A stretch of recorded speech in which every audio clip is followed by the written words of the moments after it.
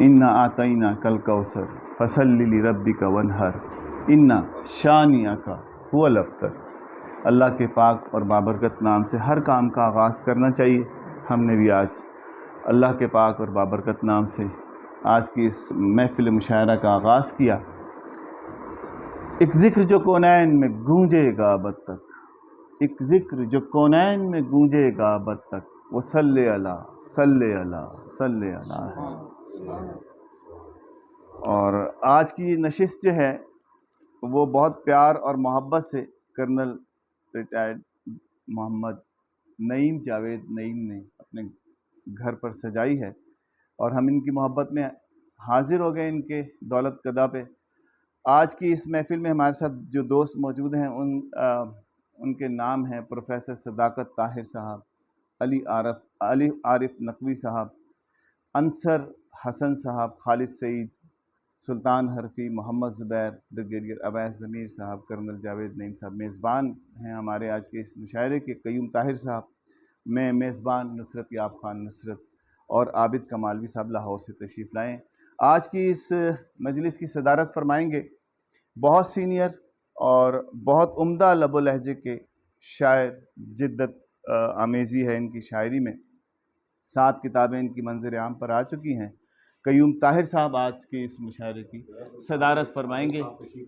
جی جی جی جی اور آپ ہی کی خواہش پر ہم مجلس سے صدارت کر لیتے ہیں، ان کو بھی صدارت کا ایک ممبر بنا لیتے ہیں تاکہ آپ کی خواہش ہے۔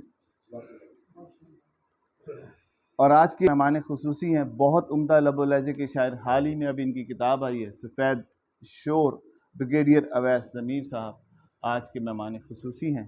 اور مہمان اعزاز میں ہمارے ساتھ موجود ہیں میاں والی سے بیسیکلی تعلق، لیکن اب تو اسلام آباد میں موجود ہیں، علی عارف نقوی صاحب ہمارے مہمان اعزاز ہیں۔ دوسرے مہمان اعزاز ہیں ہمارے بہت خوبصورت لب و لہجے کے شاعر ہیں انصر حسن صاحب، آج کے مہمان اعزاز ہیں۔ باقی سب احباب، پروفیسر صاحب جی مہمان اعزاز ہیں، پروفیسر صداقت طاہر صاحب۔ آپ کی اجازت سے ویسے تو مشاعروں میں پابندیاں شروع ہو جاتی ہیں، لیکن نظامت کا یہ فائدہ ہے، 2 آدمیوں کو فائدہ ہوتا ہے، ایک ناظم کو اور ایک صاحب صدر کو، کہ وہ جتنا مرضی سنا سکتے ہیں، باقیوں میں پابندی لگ جاتی ہے۔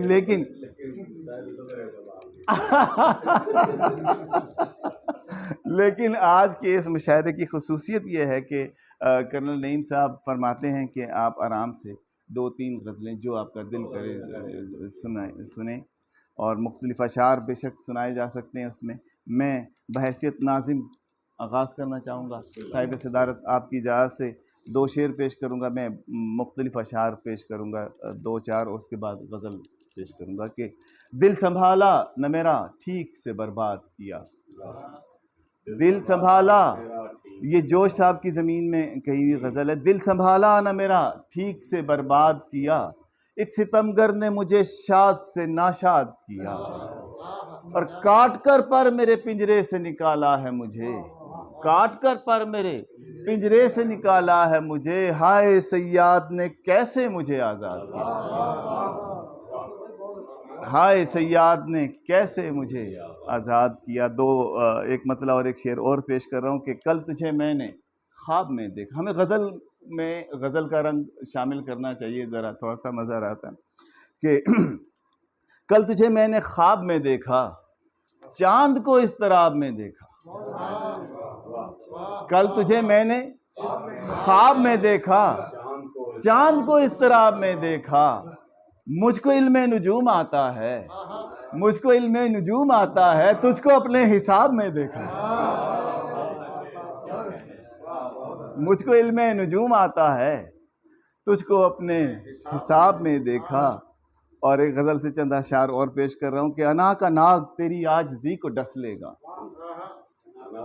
انا کا ناگ تیری عاجزی کو ڈس لے گا، تیرا غرور تیری بندگی کو ڈس لے گا، انا کا ناگ تیری عاجزی کو ڈس لے گا، تیرا غرور تیری بندگی کو ڈس لے گا، اور حصار ذات پہ نہ حاشیہ لگایا تو، حصار ذات پہ نہ حاشیہ لگایا تو بروں کا شور دروں خاموشی کو ڈس لے گا، بروں کا شور دروں خاموشی کو ڈس لے گا، اور دلوں کو جیت فقط خوش مزاج لہجے سے، دلوں کو جیت فقط خوش مزاج لہجے سے، یہ تلخ لہجہ تیری خوش لبی کو ڈس لے گا، دلوں کو جیت فقط خوش مزاج لہجے سے، یہ تلخ لہجہ تیرا خوش لبی کو ڈس لے گا۔ بہت شکریہ، بہت شکریہ۔ اور تیرا یہ خود سے طاہر بھائی، تیرا یہ خود سے تغافل بھی نامناسب ہے، تیرا یہ خود سے تغافل بھی نامناسب ہے، یہ رفتہ رفتہ تیری زندگی کو ڈس لے گا، تیرا یہ خود سے تغافل بھی نامناسب ہے، یہ رفتہ رفتہ تیری زندگی کو ڈس لے گا۔ کیا کہہ رہے ہیں؟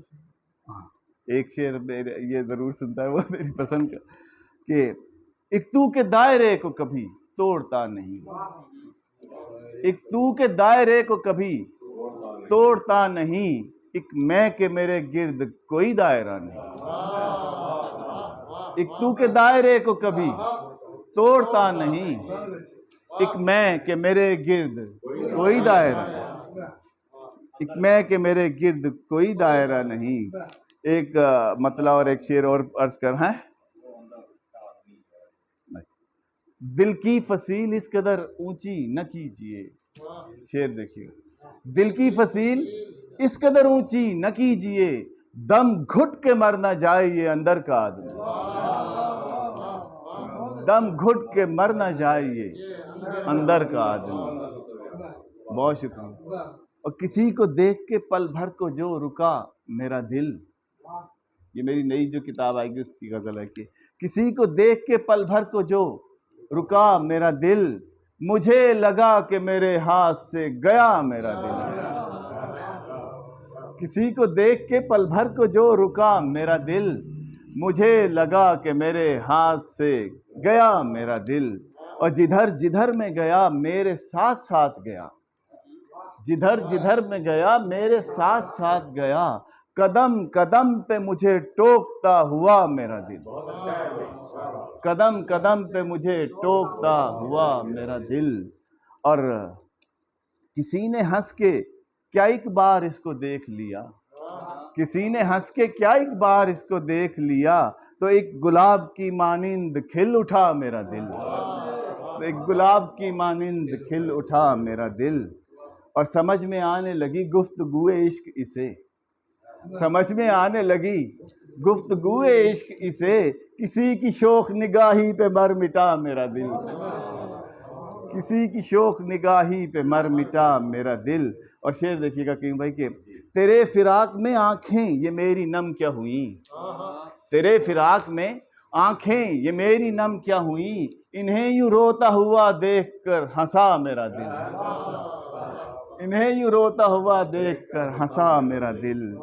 اور سنی جو درد بھری داستاں کہیں نصرت، سنی جو درد بھری داستاں کہیں نصرت، تو اشک بن کے میری آنکھ سے گرا میرا دل، تو اشک بن کے میری آنکھ سے کہیں جو درد بھری داستاں سنی جو درد بھری داستاں کہیں نصرت، تو اشک بن کے میری آنکھ سے گرا میرا دل، کسی کو دیکھ کے پل بھر کو جو رکا میرا دل، مجھے لگا کہ میرے ہاتھ سے گیا میرا دل۔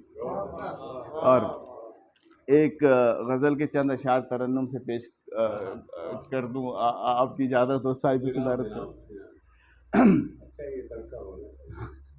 میں نے کہا میں تو ذرا مطلب حاصل کر رہا ہوں کہ آنکھوں سے پی کے بے خودی بھی بولتی رہی، آنکھوں سے پی کے بے خودی بھی بولتی رہی، دل کی زباں لبوں کی ہنسی بولتی رہی، دل کی زباں لبوں کی ہنسی بولتی رہی۔ اور شعر ملاحظہ کیجیے گا کہ کچھ اس طرح سے اس کی پذیرائی میں رہا، توجہ چاہتا ہوں. کچھ اس طرح سے اس کی پذیرائی میں رہا، لب چپ رہے اور آنکھ میری بولتی رہی. بیٹا جی آپ سائڈ پہ بیٹھیں. کچھ اس طرح سے اس کی پذیرائی میں رہا، لب چپ رہے اور آنکھ میری بولتی رہی، اور غازہ بھی اس کے چہرے کا غماز ہو گیا. غازہ بھی اس کے چہرے کا غماز ہو گیا، آنکھوں میں جو چھپی تھی خوشی بولتی رہی. آنکھوں میں غازہ بھی اس کے چہرے کا غماز ہو گیا، آنکھوں میں جو چھپی تھی خوشی بولتی رہی. اور ہاتھوں میں کہہ رہا تھا جو ایک اد کھلا گلاب، ہاتھوں میں کہہ رہا تھا جو ایک اد کھلا گلاب، دل کی کلی بھی بات وہی بولتی رہی. دل کی کلی بھی بات وہی بولتی رہی، اور گجرے بھی اس کے ہاتھوں کے سب بولتے رہے.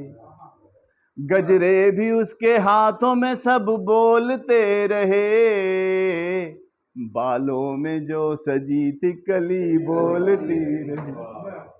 بالوں میں جو سجی تھی کلی بولتی رہی، آنکھوں سے پی کے بے خودی بھی بولتی رہی. مقطع عرض کروں کہ نصرت اسے ڈراتا رہا بولنے کا خوف، نصرت اسے ڈراتا رہا بولنے کا خوف، وہ چپ رہی کبھی تو کبھی بولتی رہی. نصرت اسے ڈراتا رہا بولنے کا خوف، وہ چپ رہی کبھی تو کبھی بولتی رہی، آنکھوں سے پی کے بے خودی بھی بولتی رہی.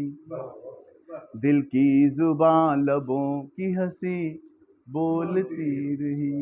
بہت بہت شکریہ، بہت نوازشیں، بہت نوازش جی.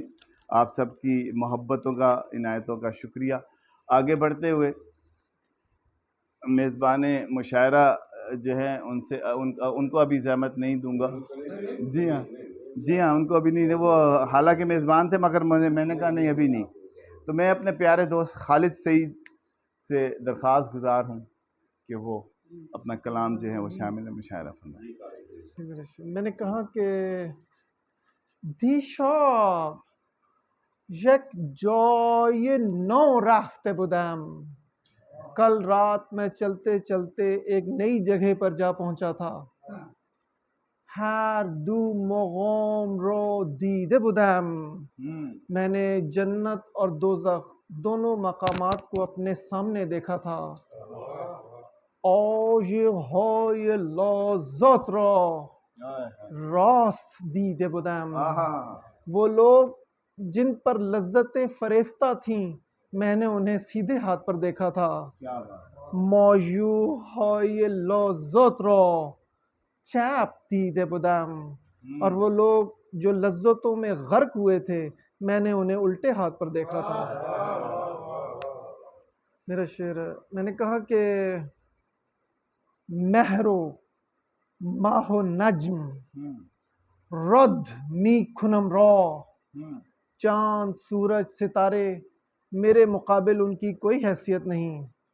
میں ان کی حیثیت کو رد کرتا ہوں اس لیے کہ یک جاست پس می کنم را. میں نے تو ایک ہی چھلانگ میں ان سب کو عبور کیا ہوا ہے. کیا بات، کیا بات. آخری شعر. میں نے کہا کہ ز خودی آہنگ غلامی نشنیدم. میں نے خودی کی زبان سے کبھی غلامی کے نغمے نہیں سنے. کیا بات ہے، کیا بات ہے. جیسے شاہین رو پیش مردار نہیں دیدم. میں نے شاہین کو کبھی مردار کی تلاش میں اڑتے نہیں دیکھا. تھینک یو جی. اور کیا بات. 2 شعر اور سناتا ہوں. میں نے کہا کہ فرض ها را زود انجام میدهن. بہتر ہیں تم میں سے وہ لوگ جو اپنے فرائض کو جلد انجام دے دیتے ہیں، ورنہ گورها پراز پشیمونند. قبریں تو پشیمان لوگوں سے بھری پڑی ہیں. آخری شعر. Thank you. میں نے کہا کہ بجز شکر زبردست ہیچ است. شکر کے بغیر اوپر والے ہاتھ کی کوئی قیمت نہیں ہوتی. بجز صبر زیر دست ہیچ است. صبر کے بغیر نیچے والا ہاتھ بے معنی ہوا کرتا ہے. بجز عدل کبریائی ہیچ است. عدل کے بغیر کوئی بڑائی نہیں ہوتی. جیسے بجز سیم ساز ہیچ است. جس طرح تار کے بغیر ساز کی کیا قیمت. تھینک یو جی. بہت اچھا خالد.